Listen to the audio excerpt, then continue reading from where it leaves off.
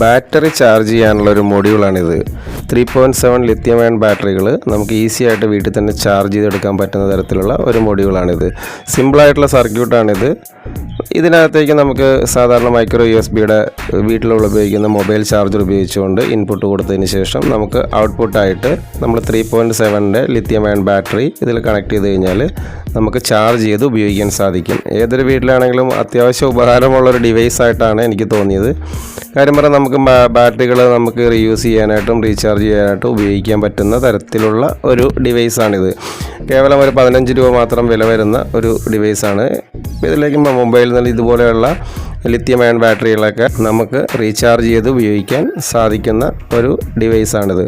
Flipkart, Amazon പോലുള്ള എല്ലാ സൈറ്റുകളിലും ലോക്കലായിട്ടുള്ള electronic ഷോപ്പുകളിലൊക്കെ ഇത് അവൈലബിൾ ആയിട്ടുള്ളൊരു മൊഡ്യൂളാണിത്.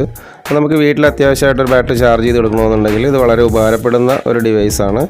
ഇതിൻ്റെ സർക്യൂട്ടും കണക്ഷനും കാര്യങ്ങളൊക്കെ ഞാൻ വീഡിയോ ആയിട്ട് ചെയ്യുന്നതായിരിക്കും. അപ്പോൾ താല്പര്യമുള്ളവരൊക്കെ ഒന്ന് ചാനൽ ഫോളോ ചെയ്ത് വെച്ചേക്കുക.